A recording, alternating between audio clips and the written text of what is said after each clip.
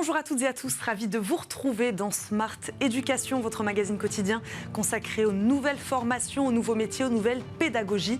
Le rendez-vous qui donne un futur à la jeune génération. Focus aujourd'hui sur un modèle qui continue de séduire, celui des grandes écoles. C'est vrai que le bilan est unanime, 8 Français sur 10 déclarent en avoir une très bonne opinion, selon l'étude TNS-Sofres pour la conférence des grandes écoles, l'étude 2022. Un modèle qui a bonne presse donc, mais qui intrigue. Le docteur en sociologie, Bruno Malulot, s'est lancé le défi de nous faire davantage connaître ce secteur de l'enseignement supérieur professionnel de haut niveau. Il donne également des conseils pour mieux se préparer aux épreuves de sélection. Bruno Malulot, auteur donc des grandes écoles, une fabrique des élites, mode d'emploi pour y accéder, aux éditions Faber, est notre invité. Bonjour. Bonjour à vous. Bienvenue dans Smart Éducation. Merci beaucoup de nous accompagner aujourd'hui. Ma première question est assez simple. Qu'est-ce que c'est qu'une grande école? Qui peut se targuer aujourd'hui de cette appellation ou label? Alors, il y a une définition ministérielle, oui, donc officielle, qui prend 3 critères. 1, sélection à l'entrée. 2, visée professionnelle, donc on axe forcément sur un secteur d'activité, voire sur un métier précis. Et 3, accès à un diplôme de niveau Bac plus 5 au minimum. Sur cette base, 620 établissements en France, plusieurs milliers dans le monde. Ça, c'est une base. Sauf qu'il y a d'autres critères que la conférence des grandes écoles ajoute. L'ouverture internationale, le niveau des salaires à la sortie, le temps d'attente du premier emploi et tout un tas d'autres critères. Et sans compter que parmi les 600 et quelques, il y a de plus ou moins grandes écoles. Donc, il est important de regarder du côté des labels.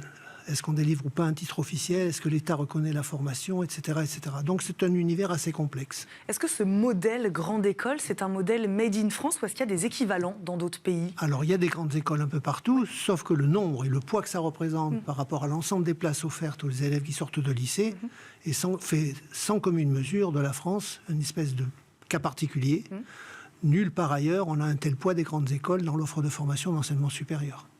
On met beaucoup de choses, Bruno Malulot, dans ce concept d'élite aujourd'hui. Qu'entendez-vous par élite et pourquoi les grandes écoles en sont-elles la fabrique? Alors, elles en sont une fabrique. Oui.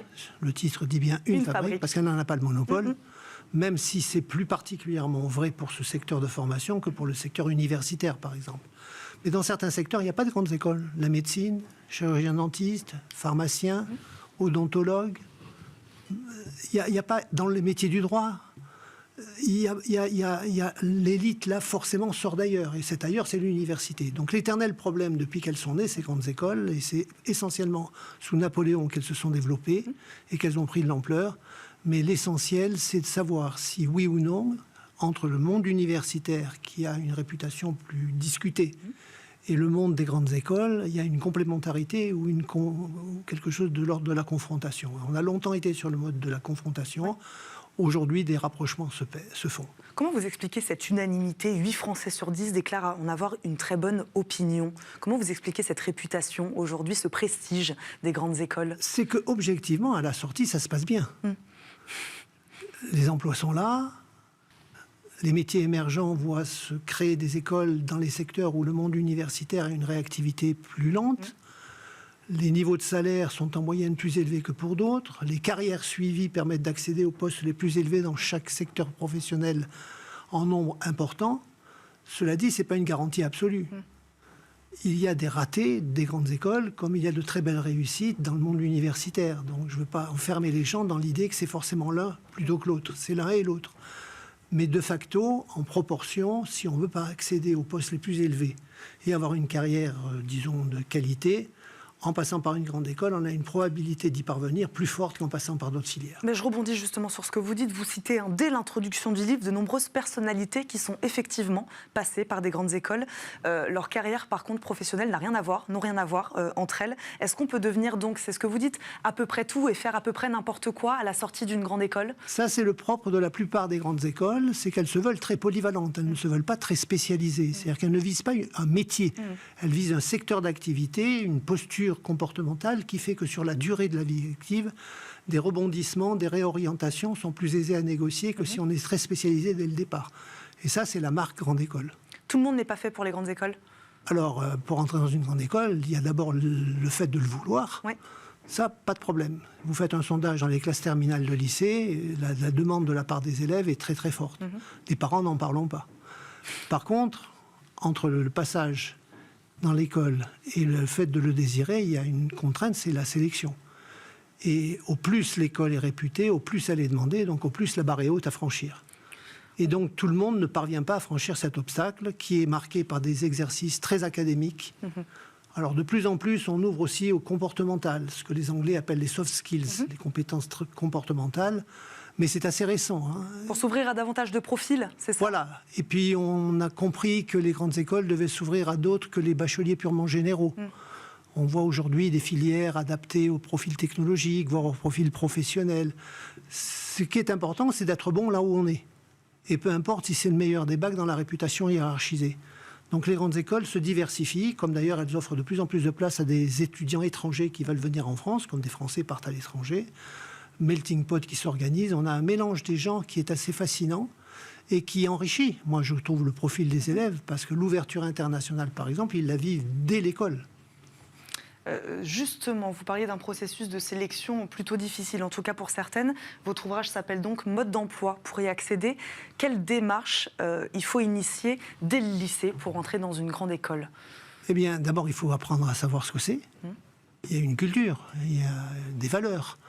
On n'entre pas dans une école de management si on n'est pas porteur d'un certain soutien au capitalisme. Si on est d'hyper-gauche et qu'on est devant ces écoles, quelque part, on est antinomique. Donc, autant le savoir à l'avance. On peut être un bon élève avec un profil adapté à la réussite scolaire, mais avoir des valeurs différentes de celles du milieu dans lequel on veut rentrer. L'inverse existe aussi. Faire de la communication, s'occuper des autres, avoir la démarche environnementale, ça se prépare en amont. Est-ce que j'ai cette fibre ou pas? Et la vérité est au fond de chacun. Moi, ce que je dis, c'est que l'orientation, pour qu'elle soit construite, il faut bien sûr connaître les itinéraires de formation, en particulier celui des grandes écoles, mais pas uniquement. Il faut toujours un plan B, on ne sait jamais.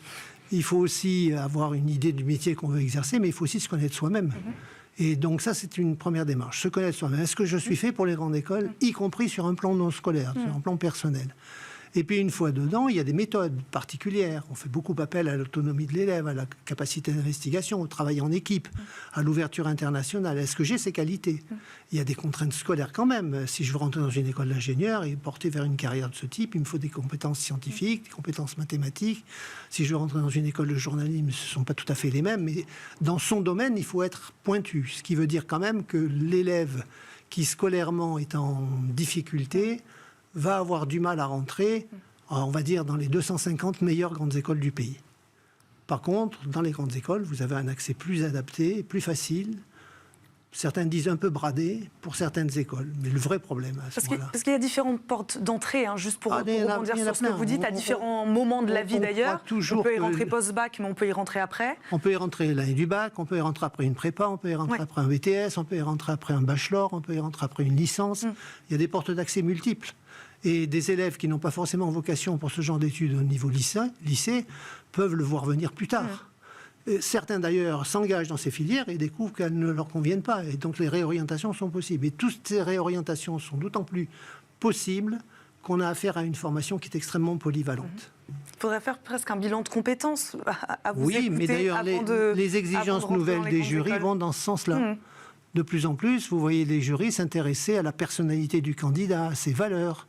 Ça se prépare, ça se travaille. Moi, j'ai vu ce matin un groupe de lycéens qui se demandaient quoi faire.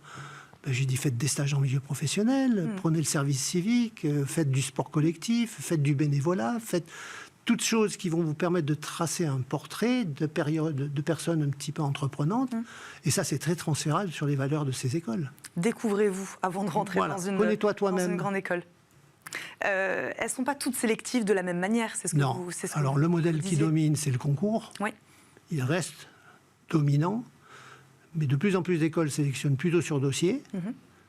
Classique, les notes, les appréciations, la lettre de motivation. De plus en plus font les deux. Avec une organisation qui tient compte des nouvelles technologies, on voit des concours à distance. Qu'est-ce que ça change, ça? Ça change d'abord qu'on peut ratisser plus large. À partir du moment où un Bordelais veut s'intéresser à une école parisienne, avant, il fallait qu'il vienne. Les journées portes ouvertes, c'était pas facile. Il y avait du mal. Donc, ils diront, aujourd'hui, vous faites ça depuis chez vous. Donc ça change le terrain de dragage. Ce qui change aussi, c'est que ça force en amont à s'initier aux nouvelles technologies. Et donc ce sont des démarches que l'on acquiert par la pratique et pas uniquement de façon scolaire et qui pourront être restituées non seulement dans le cadre des études que l'on fera dans les écoles, mais aussi à l'université, et surtout dans la vie professionnelle. De plus en plus, on acquiert des compétences transversales qui se font en amont. Qu'est-ce qui fait que les grandes écoles sont encore aujourd'hui un passage obligé pour certaines familles? Vous parliez des parents tout à l'heure. On a l'impression qu'il y a, il y a l'enfant, il y a l'élève, et puis aussi les parents derrière qui mettent un peu la pression. Vous savez, le grand classique, c'est « Papa, j'ai envie de devenir musicien. Non, mon fils, tu seras médecin ». L'orientation, les décisions à prendre, c'est souvent l'objet de tensions en famille. C'est pas forcément partagé. Eh bien, il faut trouver un terrain d'équilibre. Il se peut que la volonté du père, de la mère, ne corresponde pas à l'attente de l'enfant. Il faut trouver une synthèse. Pas toujours facile, mais en même temps, l'orientation, il est normal que les parents s'en préoccupent et cherchent le mieux. Et dans l'esprit des adultes, le passage par une grande école est réputé être mieux qu'un autre. À tort ou à raison. On a parlé du profil des étudiants, on a parlé d'une fabrique des élites. Derrière fabrique, est-ce qu'on entend reproduction des élites? C'est-à-dire qu'est-ce que quand on vient d'une famille ou que nos parents sont allés dans les grandes écoles, on a plus de chances d'y aller nous aussi? Eh bien, écoutez, c'est un vrai débat, celui de l'ouverture sociale. Les écoles dont nous parlons ont une mauvaise réputation sur ce point. Celle de recruter selon des modalités, selon des pratiques, en gros, les gosses des catégories sociales les plus favorisées. Et c'est entretenu par le fait qu'en plus, les droits de scolarité dans certaines écoles exigent des niveaux de paiement par les familles qui ne sont pas à la portée de tout le monde. Donc oui, il y a de la reproduction sociale, mais il y a un gros travail qui est mené pour pondérer cela. Par exemple, l'ouverture vers des classes préparatoires aux grandes écoles qui sont réservées aux bacheliers professionnels, aux bacheliers technologiques. Donc on élargit un peu le champ du recrutement, et puis il y a les aides de l'État, vous avez des exonérations, et vous avez surtout l'alternance. Aujourd'hui, vous pouvez faire une école à 18 000 € sans rien payer, si vous la faites en toute partie par de l'apprentissage. Et tout ça réuni fait quand même qu'on a compensé largement les problèmes. Mais on n'a pas supprimé le problème pour autant, il est toujours là. On ne l'a pas supprimé, mais on avance, en tout cas, on avance, sur ce problème d'ouverture sociale. Écoutez, on va terminer là-dessus. Merci beaucoup, Bruno Malulot, d'avoir fait le déplacement aujourd'hui dans Smart Éducation. Je rappelle, vous êtes docteur en sociologie de l'éducation et donc auteur de Les Grandes Écoles, une fabrique des élites et non pas la fabrique des élites. Mode d'emploi pour y accéder aux éditions Faber. Merci beaucoup de nous avoir accompagnés aujourd'hui dans Smart Éducation. Merci à vous de nous avoir suivis. On se retrouve évidemment très vite pour un nouveau numéro. À très vite sur Bismart.